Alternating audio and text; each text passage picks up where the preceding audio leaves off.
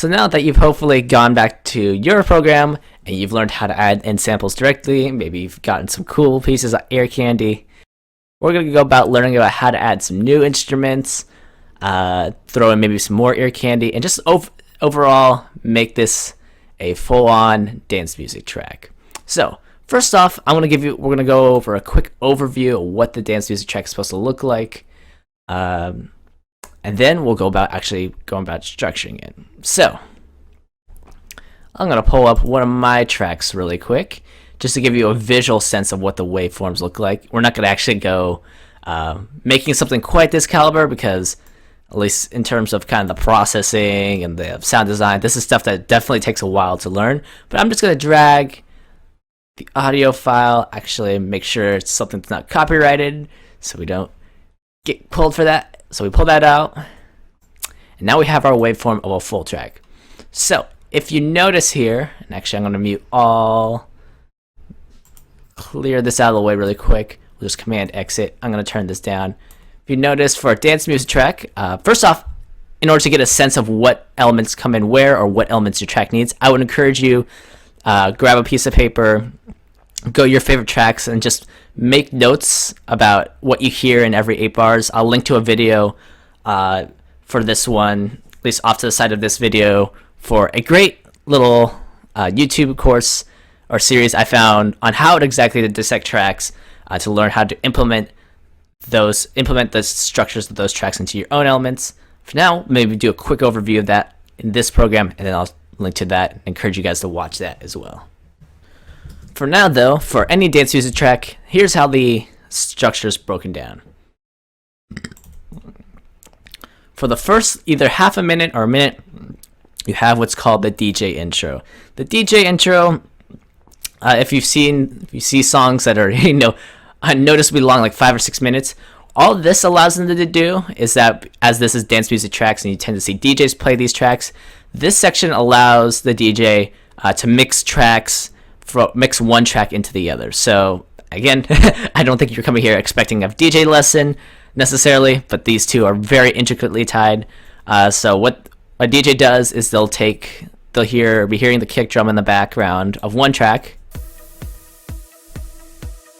They hear that and they say, okay, so that's the beat of this track, and then they'll pull up the next track. The other track will have its own intro. So as this one's fading out, it has this beat, and the other track he'll pull in, it'll have its own beat, so he'll get the beats lined up in sync, so that way they can have seamless transitions altogether. So that's why you have these 30-second, 1-minute DJ intros, is because it allows the DJ just to mix tracks together in the set, which is, at the end of the day, if you're making kind of a more classical dance music track and you want it heard on big festivals, you want to know how to make these parts. These parts aren't usually super hard. You usually end up actually making the meat of the track in this middle section, and then you just take elements and you just kind of tease them in the intro and the outro. So these parts aren't super hard. The break. So the rest of the track is going to be structured more as a kind of a pop structure. I'm not familiar how that works. I'll give you a quick overview, but I encourage you to go maybe watch some YouTube videos or dissect some pop tracks to get a sense how it works.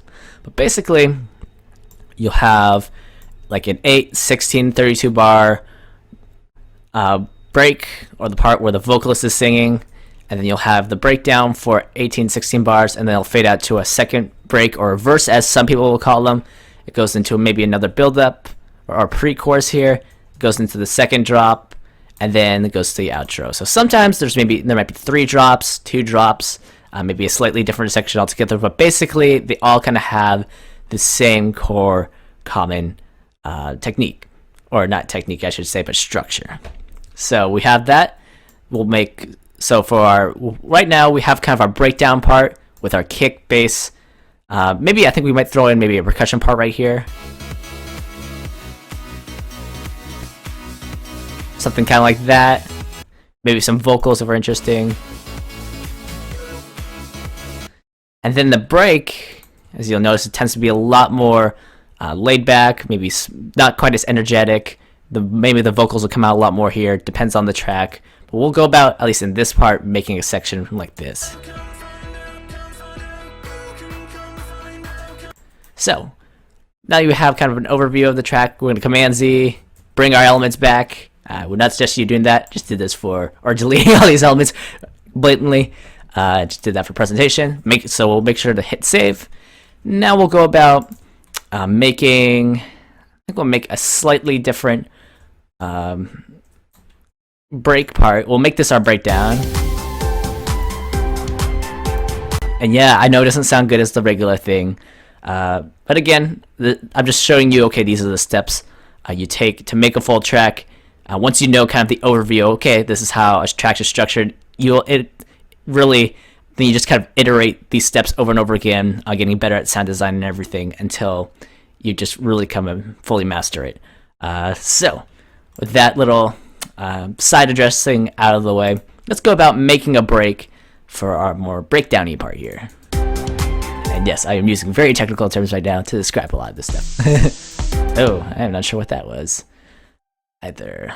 Oh, I think I had the track that we were previewing of mine selected. I hit a key and it was playing. Yeah, that way, actually, just in case that happens for whatever reason, you hear that, you're like, what do I do? Hit the stop button, and that pretty much any awful sound you hear outside of maybe some weird audio card scream thing, hit the stop button, it pretty much cuts all sounds together, and then yeah, you can work on from there. So we're gonna move this.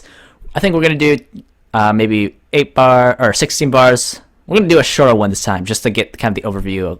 So do it like we'll do a 16 bar intro, go into a 16 bar chorus, do another 8 or 16 bar intro, or not intro, but 16 bar verse break part here, go into another 16 bar breakdown, and then we'll just do the DJ intro and outro. So let's go about making our break elements. I'm gonna go to a media pattern, go to pattern 5, and just like how we added our other elements, all these parts are gonna make sure we're really cementing home how exactly you add elements, put in new sounds for them. We're gonna go in, hit add, and now we'll go to Citrus, at least our favorite, at least my favorite little one. You can find whatever plugin you want. We'll go to maybe a pad preset. And what pads are, if I can find where there they are. That's where they keep them. What pads are, they tend to be long, held out elements that you should play multiple notes for, and they usually sound really lush and make great atmosphere or kind of softer parts. So this is what it sounds like really quick. And we'll just scroll through presets until we find something we like.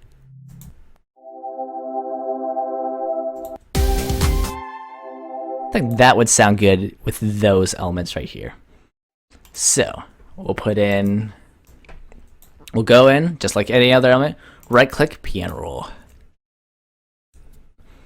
Go in down here, go to our C5, because we are in the C major scale. So remember, we're only using the white spots here. We'll go in, drag this. And you don't have to necessarily do only 3 notes every time you make chord progressions. You can do maybe 2, 3. In this case, we'll do 7. And make sure we have our pattern note view on so we can get a preview of what this sounds like.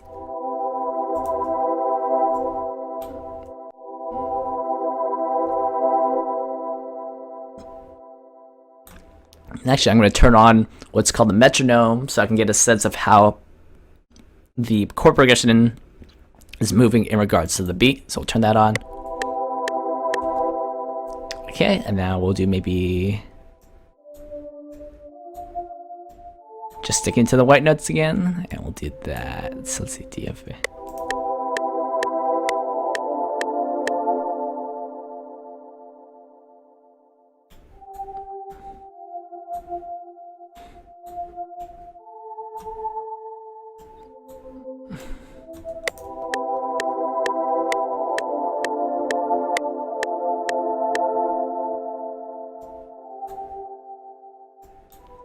And our final one.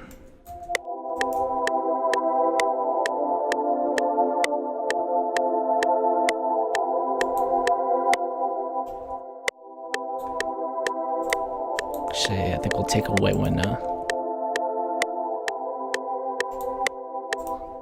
So we'll drag that in.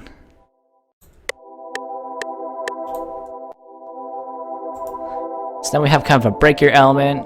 Maybe let's drag this we'll drag this little sample over. So holding shift, left click again. And we'll hit that. Left click.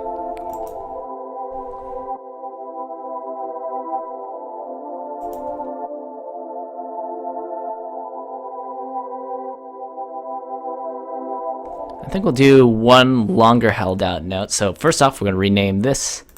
So the pad, save that. Now we're going to add maybe one more, just to give it a little bit more atmosphere. Go in presets, pads, let's see. Yeah, we'll do that. Go to another pattern. And instead of doing this one just 4 bars, I think we'll do this one 8-1. So we'll do, hold the C down, drag this out.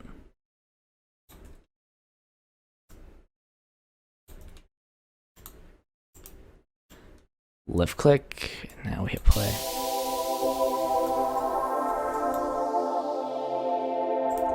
And because they sound, at least to my ears, that they're conflicting a little bit, we'll move this one up an octave.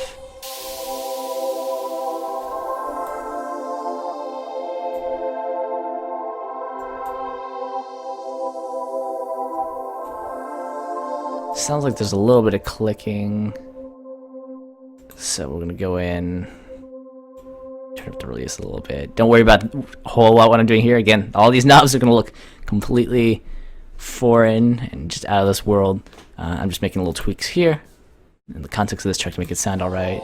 But yeah, actually, you know what? Feel free to go around and mess around with these knobs just to see what they do. Then you know what? I think we'll do maybe like a build-up clap that goes into the breakdown here. So we'll drag in, go find maybe another clap sound. Drag that in here, left clicking, holding, and then we'll do it on the offbeat or every other of these bars here, or these beats here. So I'll take that, turn down the volume. Actually, does it look like, I think we already had, I think we just dragged a sample we already had in. Let's try finding another one.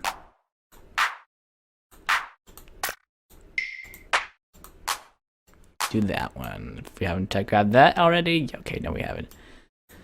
Do that, turn it down, then hold the shift, left click, right click the select out, hold shift, left click, right click the select out, left click shift, and just doing that all the way.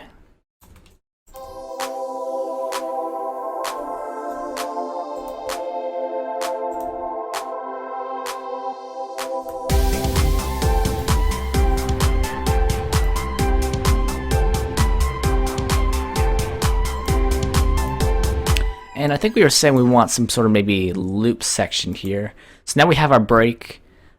So we'll find maybe a kind of a drum loop or hi-hat loop, some higher elements to give this a little bit more groove here, and then we'll go about moving that over to this side. So,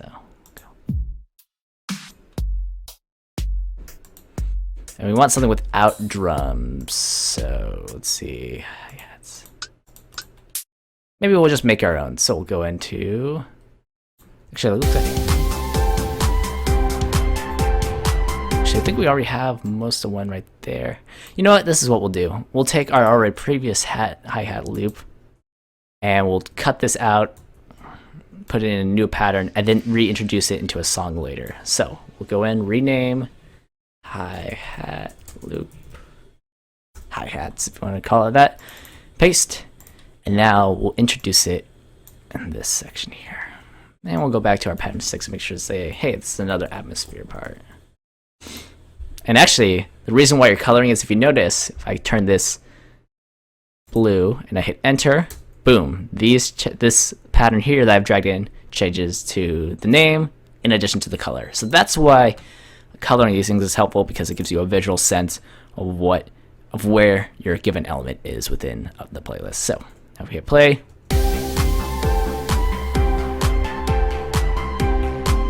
And now this section.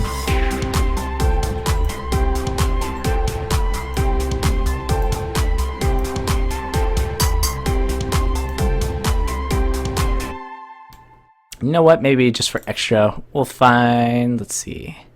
think I want to add maybe one more element in this section to keep it interesting. So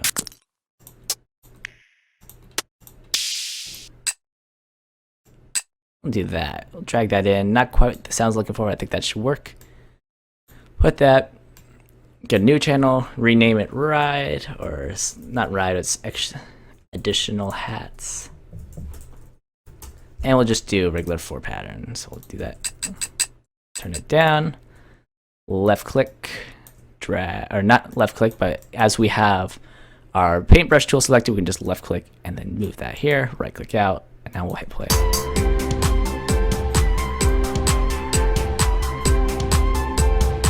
Another little cool trick for you guys who are, for those of you who are learning this really quickly and maybe want something a little bit more advanced, give your song some interesting twists. If you right click, you hit piano roll.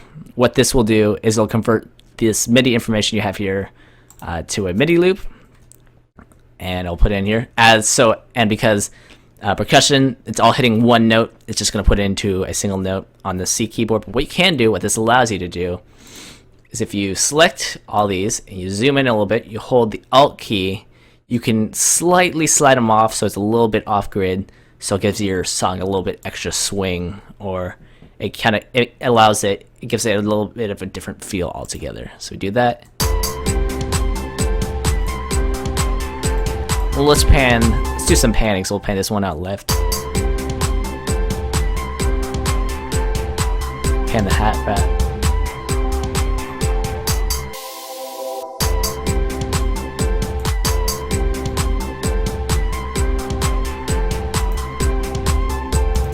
Alright, so now we have breakdown come along just nicely. Chorus is nice.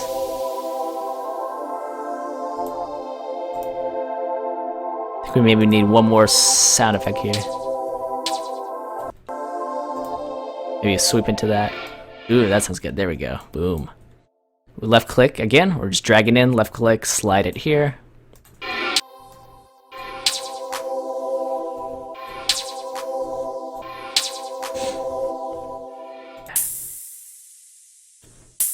I'll do that. That sounds decent. So we'll do that, turn it down. There we go. Now I think we'll figure out, I think we want to have some sort of riser or build-up sound that goes in the breakdown to let the listener know, hey, something bigger is coming, just about to hit.